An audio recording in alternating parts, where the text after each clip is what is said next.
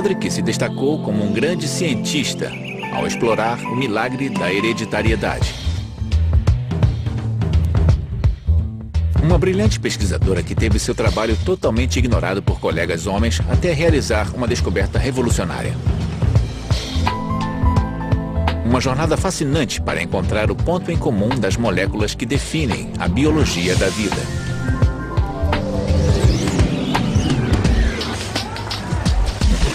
Um esforço científico sem precedentes de pessoas determinadas a esclarecer o mistério do que nos torna humanos. Estas são as grandes descobertas da história da genética.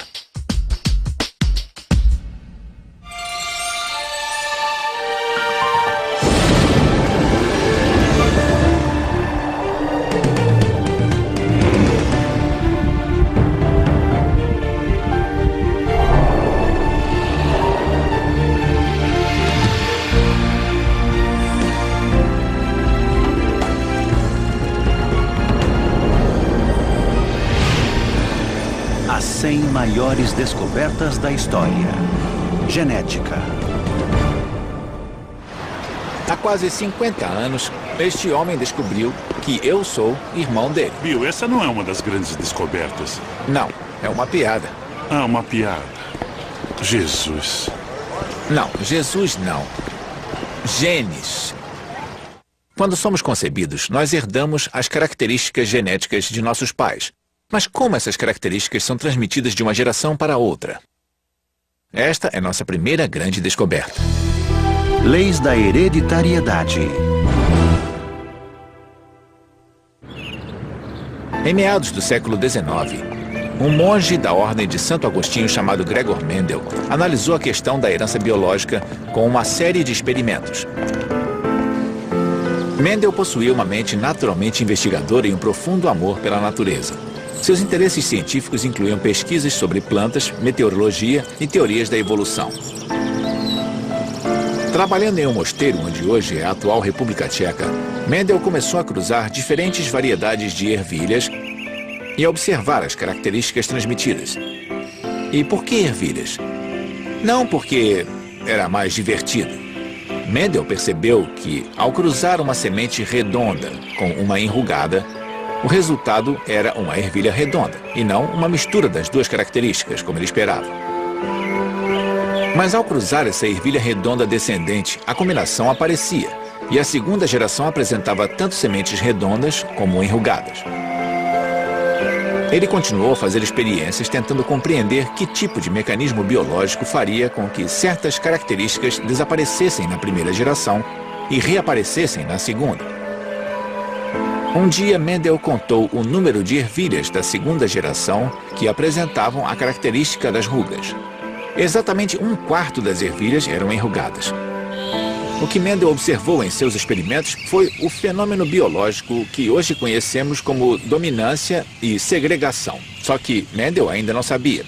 Então, seus experimentos produziram fatos tão curiosos que, segundo ele, era impossível não perceber. Não importava como ele cruzava as diversas variedades de ervilhas, as características ocultas apareciam, mas apenas em 1/4 da segunda geração. Mendel foi um pioneiro. Pela primeira vez, ele pôde demonstrar que os traços de gerações sucessivas eram herdados em certas proporções numéricas. Em outras palavras, eram leis fixas da natureza que governavam a hereditariedade. Ao compreender a ideia, Mendel realizou a primeira grande descoberta da ciência genética. Cada característica herdada é decidida por um par do que ele chamou de fatores. Ele disse que cada pai contribui com um fator para cada característica. Certos fatores são dominantes e outros são recessivos, dependendo da combinação de fatores que a prole irá herdar. Os fatores de Mendel denominam-se genes. O termo traço mendeliano é usado para descrever uma característica gerada por um único gene e que às vezes reaparece em 1/4 dos descendentes. Esta característica pode ser inofensiva, como sardas ou a habilidade de enrolar a língua.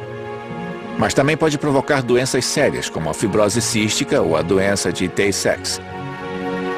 E tudo isso veio do trabalho de um único homem com uma simples ervilha. E experimentos com outras espécies comuns produziram nossa próxima grande descoberta. Os genes estão localizados nos cromossomos. Esta é a Drosophila melanogaster, a mosca da fruta comum. Seu papel na pesquisa genética continua importante hoje como era há mais de um século. No início do século XX, cientistas começaram a reexaminar o trabalho de Mendel sobre traços herdados e em 1909, um botânico dinamarquês chamado Wilhelm Johannsen cunhou o termo genes para descrever os fatores de Mendel. Um dos pesquisadores desse novo campo, a genética, era Thomas Hunt Morgan, que trabalhava na Universidade de Colômbia como embriologista. Em seus primeiros trabalhos, Morgan criticava as concepções de Mendel sobre hereditariedade e também duvidava da teoria da seleção natural de Darwin. Mas só até Morgan começar a trabalhar com a Drosophila. Joseph Gall é biólogo celular da Carnegie Institution, em Baltimore, no estado de Maryland. Por que Morgan escolheu a mosca da fruta? O que aconteceu? Bem, eu acho que ele escolheu a mosca da fruta por várias razões. A principal delas era a rapidez de reprodução. E isso era muito importante. Outro fator importante é que uma mosca fêmea podia gerar centenas de descendentes. Então, em genética, é preciso ter muitos dados. Ou então ter muitas moscas, muitos indivíduos. Sem precisar esperar muito para obtê-los. Você pode ter muitas gerações por ano e milhares de descendentes. E ele tropeçou nelas ou elas vieram até ele? Bom, eu acho que ele pensou no que ele queria fazer e outras pessoas já faziam cruzamentos experimentais e, afinal, os cruzamentos ocorriam há séculos. Cruzamento de vacas, de ovelhas, cabras, trigo plantas. Então, havia muitos cruzamentos de animais e plantas acontecendo, mas para a ciência genética, ele percebeu que precisaria de muitos descendentes e rápido. A história conta que um dia, logo depois de Morgan começar os cruzamentos de drosófilas para seus experimentos, um impressionante mutante surgiu em seu laboratório. Uma mosca com olhos brancos bem distintos. Ele decidiu cruzar este macho com uma fêmea de olhos vermelhos comuns, curioso para ver como os descendentes iriam nascer. 2 semanas mais tarde, ele descobriu. Uma a uma, a primeira geração de moscas nasceu. Todas elas tinham olhos vermelhos. Pensando que os olhos brancos poderiam ser uma característica oculta, similar ao que Mendel havia observado, Morgan esperou para ver o que aconteceria na segunda geração. Como previsto, a característica pulou uma geração. Na segunda geração, algumas moscas tinham olhos vermelhos e outras tinham olhos brancos. Mas Morgan observou outro aspecto. Todas as moscas com olhos brancos eram machos. Na época, já se sabia que o gênero das espécies era determinado por 2 estruturas em forma de bastão encontradas no núcleo das células, os cromossomos. Por exemplo, as fêmeas humanas têm 2 cromossomos X. Já os machos humanos possuem um cromossomo X e um cromossomo Y. Morgan percebeu que o gene responsável pelos olhos brancos devia estar de alguma forma associado ao fato de que os machos têm apenas um cromossomo X. Isso significava que nas fêmeas, o gene responsável pelos olhos vermelhos em um dos cromossomos X poderia estar se sobrepondo ao gene dos olhos brancos no outro cromossomo. Para provar esta hipótese, Morgan cruzou milhares de moscas da fruta e estudou os traços herdados. As observações de Morgan foram absolutamente fundamentais para toda a genética, porque ele e seus alunos mostraram que os genes estavam posicionados em uma ordem linear nos cromossomos. Então, se pensarmos que alguma doença é provocada por uma mutação em gene que é hereditário, então, um dos detalhes que precisamos saber é onde está o gene no cromossomo. E, graças ao trabalho de Morgan, sabemos que o gene deve estar em algum lugar de algum cromossomo. Bom, as técnicas para descobrir onde o gene está se tornaram mais sofisticadas ao longo dos anos. Apesar disso, partimos do pressuposto de que cada gene está em algum lugar de algum cromossomo e foi o que Morgan nos revelou com a mosca da fruta. Hoje, os geneticistas sabem que doenças como hemofilia e distrofia muscular são causadas por genes defeituosos no cromossomo X. Acredita-se que outras doenças, como o câncer, podem estar ligadas a cromossomos danificados ou defeituosos. Morgan ganhou o Prêmio Nobel de Medicina de 1933 por sua descoberta. Foi o primeiro cientista a recebê-lo no campo da genética. Quanto à Drosophila melanogaster, graças à sua contribuição para o trabalho de Morgan, a mosquinha é respeitada como um dos animais mais básicos na ciência experimental. E seu legado nos leva à nossa próxima grande descoberta. Os genes controlam eventos bioquímicos. Um dos geneticistas que estudou a mosca das frutas juntamente com Morgan foi George Beadle. Trabalhando em Paris em 1935, Beadle encontrou evidências de que a característica herdada da cor dos olhos na Drosophila poderia ser o resultado de reações químicas de origem genética. Beadle continuou pesquisando na Universidade de Stanford com seu colega Edward Tatum. Para seus experimentos, Beadle e Tatum selecionaram outro organismo simples, Neurospora crassa, o bolor de pão. O bolor foi escolhido porque se proliferava facilmente com necessidades nutricionais simples, pão, ar e água. O Neurospora também possuía apenas um conjunto de cromossomos, permitindo que os pesquisadores observassem as mudanças genéticas com facilidade. Como sabiam que raios-x causam danos aos cromossomos, Beadle e Tatum irradiaram o bolor, causando mutações nos genes de seus esporos. Estes genes mutantes eram incapazes de produzir os nutrientes necessários para o crescimento do bolor. Mas quando eles acrescentavam os nutrientes, alguns dos esporos começavam a germinar. Para Beadle e Tatum, este foi o momento da descoberta. Eles perceberam que os esporos irradiados falhavam em produzir os nutrientes essenciais porque seus genes eram defeituosos. Era muito significativo. Queria dizer que, além de responsáveis pela transmissão de traços herdados de uma geração para a outra, os genes também direcionavam a produção de enzimas essenciais para a sobrevivência do bolor. Essa descoberta tão importante de Beadle e Tatum é conhecida como a hipótese um gene, uma enzima. A intolerância à lactose é um exemplo de uma condição metabólica humana causada pela ausência de uma enzima. Isso ocorre porque algumas pessoas herdam um gene que falha em produzir lactase e não conseguem digerir o açúcar dos produtos lácteos. Este distúrbio pode ser facilmente tratado com a ingestão de comprimidos que contêm a enzima ausente. Graças a Beadle e Tatum, temos uma compreensão fundamental do que os genes fazem. Eles abriram caminho para uma nova geração de incríveis descobertas genéticas.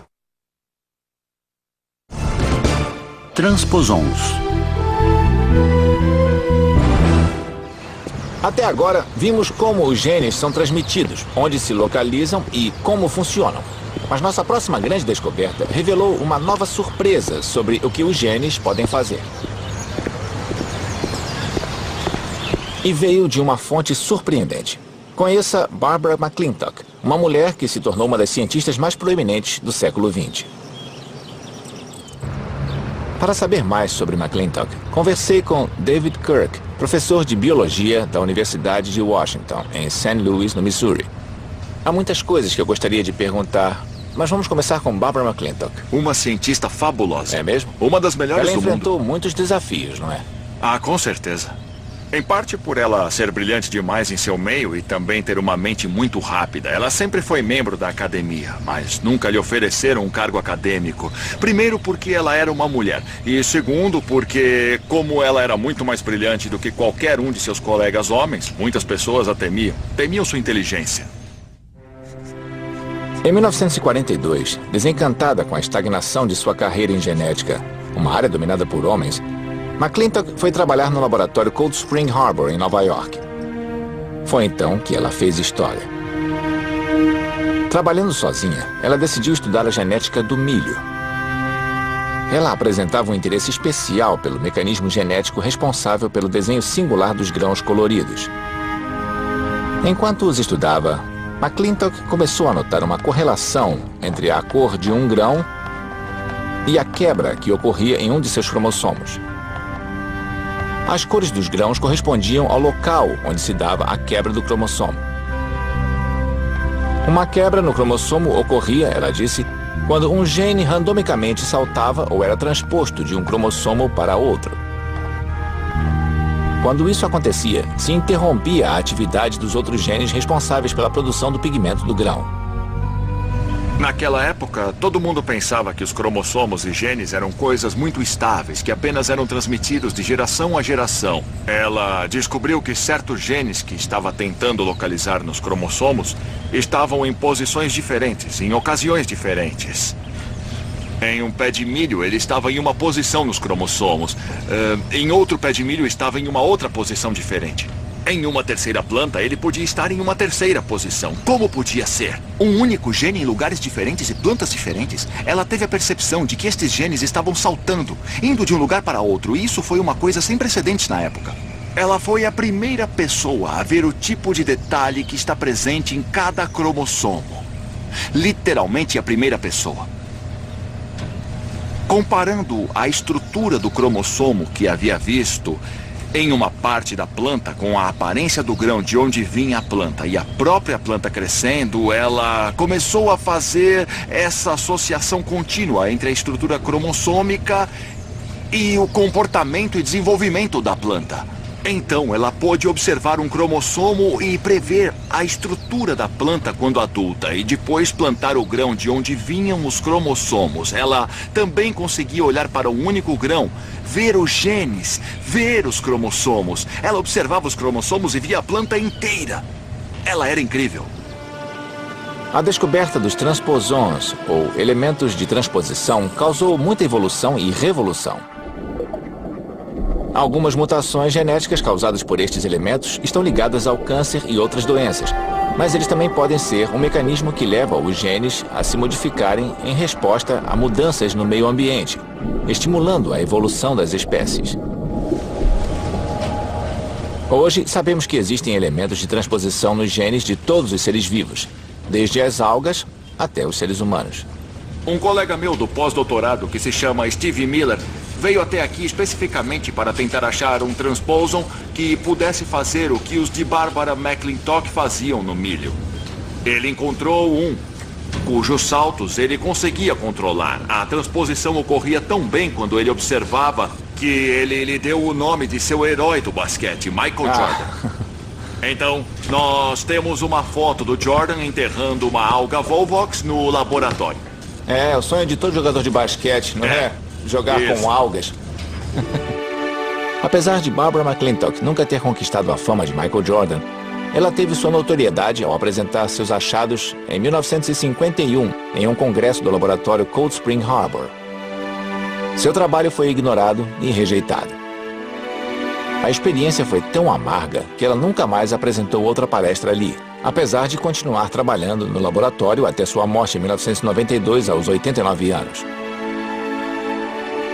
Mas ela viveu bastante para ser reconhecida. 30 anos após sua descoberta pioneira, McClintock recebeu o Prêmio Nobel de Medicina em 1983. O DNA carrega um material genético. O laboratório Cold Spring Harbor também é o local da nossa próxima grande descoberta. Ela aconteceu aqui, em 1952. Os biólogos Alfred Hershey e Martha Chase estavam estudando os bacteriófagos, um vírus conhecido por infectar bactérias. Por meio de um processo chamado transformação, o vírus se apossa do mecanismo interno da bactéria e o obriga a produzir mais vírus. Os bacteriófagos consistem em dois componentes simples, uma capa proteica e, dentro dela, uma misteriosa substância que os cientistas conhecem há algumas décadas, chamada ácido desoxirribonucleico, ou DNA. Hershey e Chase queriam saber se era a proteína ou o DNA do vírus que carregava a informação genética. Usando duas substâncias radioativas, eles marcaram a proteína em um grupo de bacteriófagos e o DNA em um outro grupo. Depois, eles expuseram uma cultura de bactérias E. coli a estes vírus. Usando um liquidificador para separar as bactérias das capas proteicas virais, Hershey e Chase viram que a proteína radioativa não penetrava na parede bacteriana, mas que dentro da bactéria havia DNA radioativo.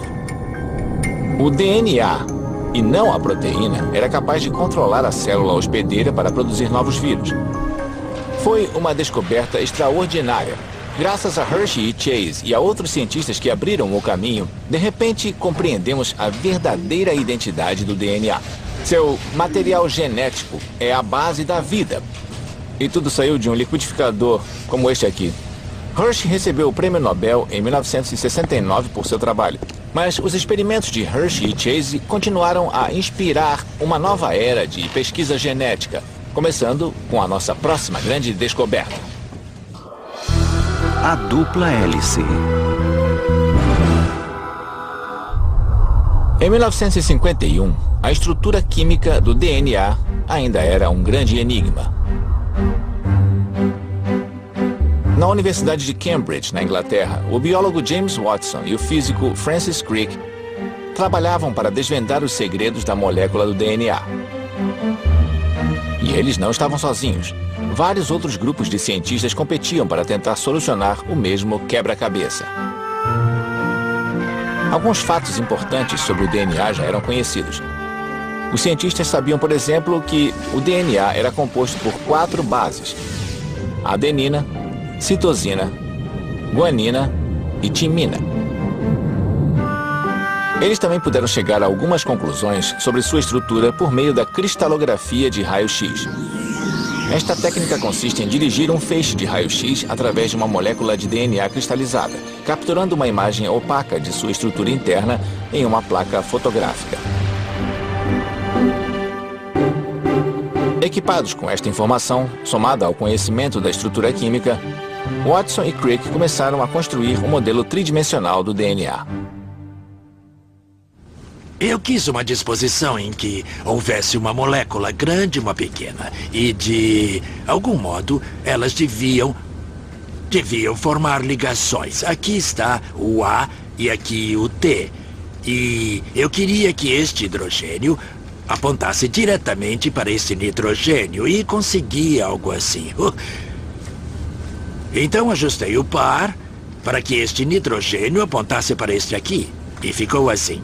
Veja.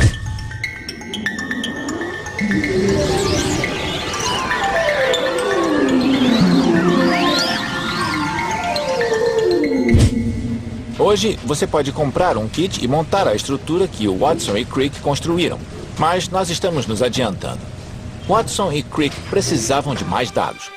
Com a ajuda do físico Maurice Wilkins, eles tiveram acesso a uma imagem de raio-x de uma molécula de DNA tirada por sua colega de pesquisa. Seu nome era Rosalind Franklin. Sem o conhecimento dela, Watson e Crick usaram os dados daquela imagem de raio-x e conseguiram completar seu modelo. Numa edição de 1953 da revista Nature, Watson e Crick revelaram sua incrível descoberta ao mundo. Seu modelo demonstrava que a molécula de DNA era uma dupla hélice.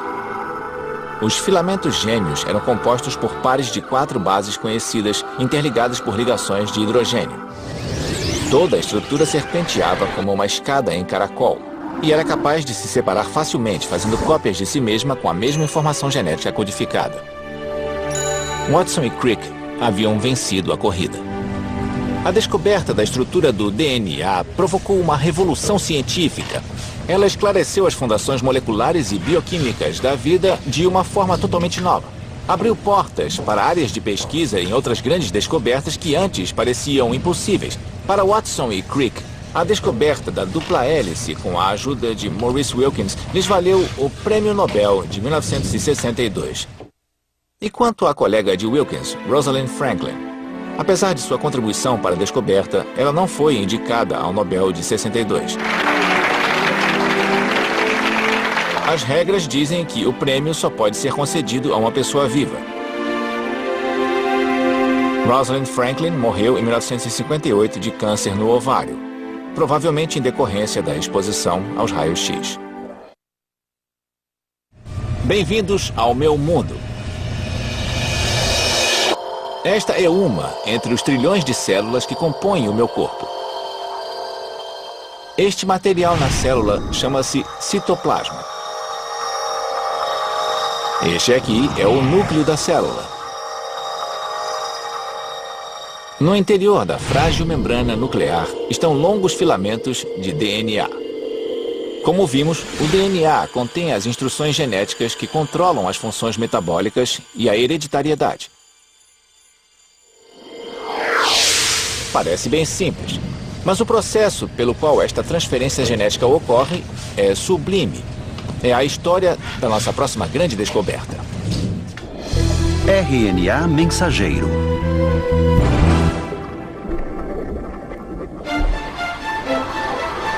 Anos antes de Watson e Crick definirem a estrutura do DNA, os cientistas sabiam que ele era responsável pela produção de proteínas que residem no citoplasma.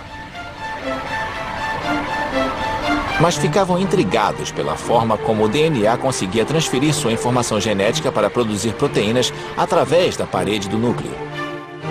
A resposta ao enigma chegou por meio do trabalho coletivo de vários cientistas. E como em muitas descobertas, esta começou com uma suposição baseada em observação. Aqui podemos ver a produção de proteína de uma célula em vermelho. Os cientistas descobriram que as células com alta produção de proteína continham uma grande quantidade de RNA, uma substância similar ao DNA, mas com apenas um filamento, e não dois. Isso levou os cientistas a se perguntarem se o RNA não estaria envolvido com o funcionamento das fábricas de proteína no citoplasma. Para descobrir, novamente os pesquisadores recorreram aos bacteriófagos. Eles verificaram que logo depois de o bacteriófago injetar seu DNA em uma bactéria, traços do RNA viral apareciam na célula hospedeira e a produção de proteínas começava a aumentar. Este foi o momento da descoberta. Era um tipo especial de RNA, nunca antes detectado. Quando seu filamento único penetrava em uma das fábricas de proteína da célula, ele transmitia a mensagem para a produção de novas proteínas. Os cientistas o chamaram de RNA mensageiro. Hoje, muitos cientistas acreditam que o RNA mensageiro e outras moléculas de RNA são descendentes das substâncias químicas mais primitivas da Terra, parte da sopa primordial que gerou o primeiro organismo vivo. O código genético. Como acabamos de ver, o RNA transmite instruções do DNA para a produção de proteínas. Mas o que era o código genético, a sequência de instruções que tornou este processo possível? Em 1961, o biólogo molecular Marshall Nirenberg e seu colega de pós-doutorado Heinrich Matthaei realizaram uma série de experimentos para tentar sintetizar proteínas no laboratório. Eles já sabiam que existem 20 aminoácidos envolvidos na produção de proteínas. Em seu experimento, Nirenberg e Matthaei trabalharam com o RNA. Assim como o DNA, o RNA é formado por 4 bases químicas. Em um momento de revelação, eles descobriram que quando 3 das bases se alinhavam em uma sequência específica chamada códon, um aminoácido específico era gerado. A ordem dos códons é a instrução para a produção de proteínas. Hoje, Marshall Nirenberg é cientista pesquisador dos Institutos Nacionais de Saúde dos Estados Unidos. O que isso significa para mim, um cidadão que paga impostos? Bom, isso significa que o RNA é transcrito do DNA. O DNA é copiado dentro do RNA e o RNA contém a informação que determina a sequência de aminoácidos e proteínas. Então, o que você herda dos seus pais é a sequência de letras do DNA. Essa sequência determina como você sintetiza, como você produz todos os tipos diferentes de proteínas necessárias à vida. Elas me formam. Formam a você, formam a mim. A descoberta de Nirenberg e Matthaei foi o primeiro vislumbre do código genético. Uma espiada no vocabulário secreto codificado em cada molécula de DNA, tornando-a capaz de instruir a síntese das proteínas. Nos 5 anos seguintes, Nirenberg conseguiu decifrar os 64 códons que abrangem todo o vocabulário do DNA. O código genético havia sido decifrado. E em 1968, a descoberta valeu a Marshall Nirenberg parte do Prêmio Nobel de Fisiologia e Medicina. Nós começamos em 1961 e deciframos o primeiro códon no mesmo ano, mas levamos 5 anos para decifrar todos os 64 códons. Quando você conhece a linguagem, pode usá-la de várias formas diferentes. Podemos sintetizar RNA mensageiro ou DNA e podemos ler, podemos traduzir, decifrar o DNA e a sequência de bases no DNA. Todo o trabalho já realizado para decifrar o genoma humano e o genoma de outros organismos também. Tudo se baseia em conseguir traduzi-lo em proteína, aminoácidos e proteínas. E como foi fazer esta descoberta? Foi como entrar em uma loja de brinquedos. Podíamos fazer virtualmente qualquer coisa. Podíamos decifrar o código genético. Todos os seres vivos têm o mesmo código, não é? Isso. Existe um código que é usado por todo ser vivo neste planeta. E é a mesma, basicamente é sempre a mesma linguagem. E quando nós descobrimos isso, eu sabia de tudo sobre Darwin, tudo sobre evolução, mas isto causou um impacto muito grande. O que aconteceu? Eu olhei pela janela e vi árvores, vi flores, vi um esquilo. Todas as formas de vida deste planeta estão ligadas. Todos nós derivamos de um ancestral comum. E todos os corpos, todos falam a mesma língua. Isso teve um impacto profundo em mim. Enquanto Watson e Crick identificaram a estrutura do DNA, Nirenberg e Mathai revelaram como a sua estrutura funcionava. Enzimas de restrição. Os avanços que levaram algumas das descobertas que vimos poderiam nunca ter ocorrido sem estes organismos familiares, os bacteriófagos.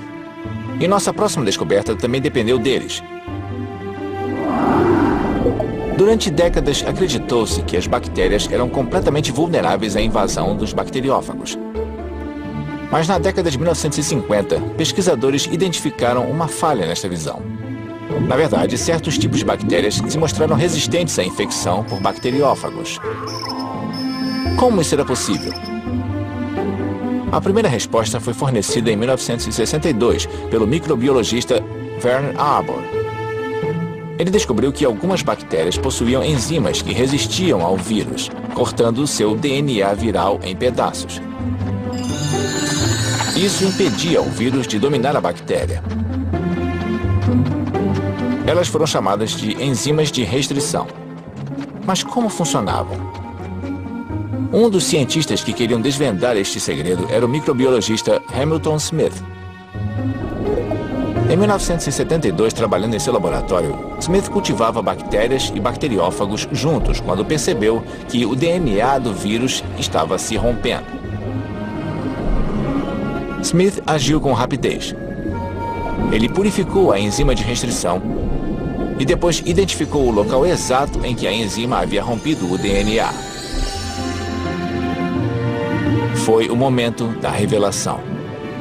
Smith descobriu que a enzima continuava a cortar o DNA viral sempre no mesmo lugar.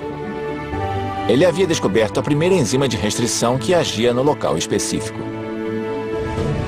Com as enzimas de restrição, os cientistas agora contavam com um par de tesouros moleculares que podiam usar para cortar moléculas de DNA e virtualmente recriar a natureza. Isso foi muito importante.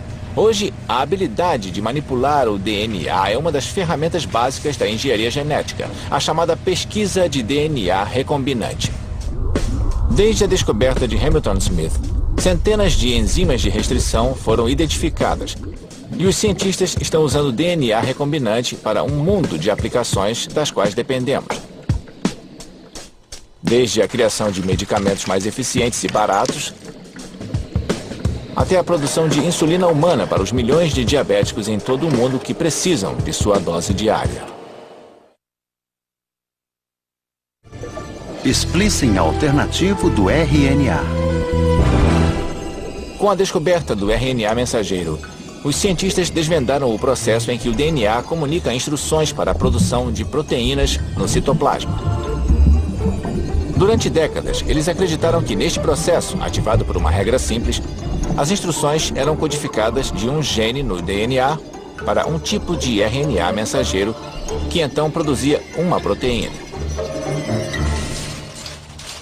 Mas na década de 1980, esta teoria foi contestada quando cientistas começaram a detectar algo novo. Genes que codificavam múltiplos RNAs mensageiros que então produziam múltiplas proteínas. Foi necessária uma combinação de esforços de vários cientistas para descobrir como isso era possível. Finalmente, eles obtiveram a resposta. Por meio de um processo chamado splicing alternativo, alguns genes são capazes de codificar mais de uma proteína. A descoberta do splicing alternativo foi importante, porque forneceu aos cientistas novos e valiosos insights sobre o papel do RNA na produção de proteínas. O que ajudou os pesquisadores a produzir avanços em uma vasta gama de aplicações biomédicas. Por exemplo, os cientistas utilizaram seu conhecimento em splicing alternativo para criar analgésicos mais eficientes. Alguns remédios são projetados para bloquear a produção de proteínas e enzimas geradas por splicings específicos, que regulam a dor no sistema nervoso. DNA mini-satélite. Londres, 1985. Um garoto chega de avião vindo de um país africano, Gana. O objetivo de sua visita? Reencontrar sua mãe. Mas os inspetores da alfândega ficam desconfiados. O passaporte do garoto parece ser falsificado. E não há provas de que a mulher em questão é realmente sua mãe. O governo britânico decide deportar o menino. Desesperada, a mulher recorre a um detetive. Seu nome? Alec Jeffries.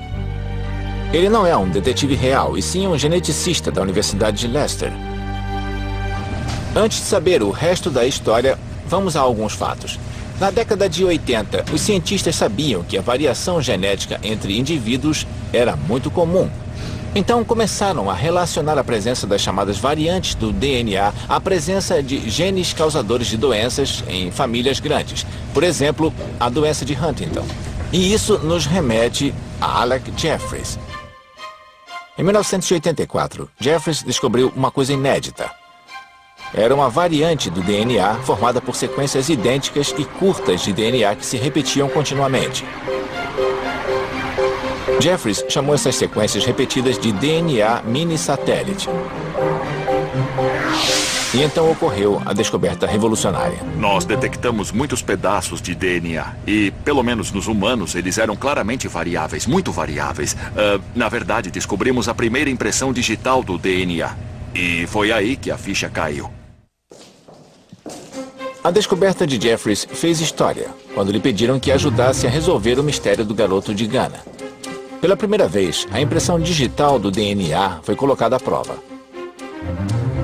Jeffries comparou o DNA do garoto com o DNA da suposta mãe.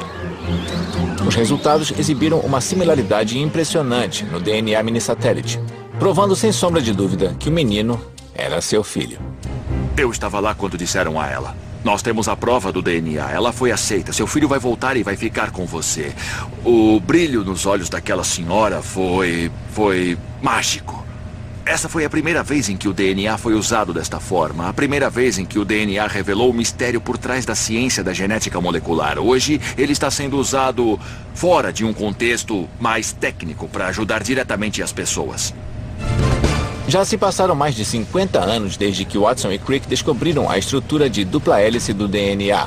Desde então, cientistas sondaram e revelaram muitos dos segredos genômicos, mas tiveram algumas surpresas. RNA de interferência. Em 1997, os cientistas Andrew Fire e Craig Mello conduziram uma série de experimentos para entender melhor o funcionamento de genes específicos. Eles injetaram RNA sintético feito de 2 filamentos na célula de um verme e observaram. O que viram foi impressionante. Um mecanismo no interior da célula do verme destruía a fileira dupla do RNA, assim como seu próprio RNA mensageiro. Na verdade, o gene responsável por codificar a produção de proteínas nas células havia sido desligado. Fire e Mello descobriram o que viria a ser conhecido como RNA de interferência. Hoje, Andrew Fire é geneticista na Universidade de Stanford. Nós fizemos alguns experimentos em que injetamos RNA esperando que algumas coisas acontecessem, coisas específicas. Injetando com uma pequena... Com uma agulha pequena dentro de um verme. No nosso caso, apesar de experimentos similares utilizarem diversos outros sistemas.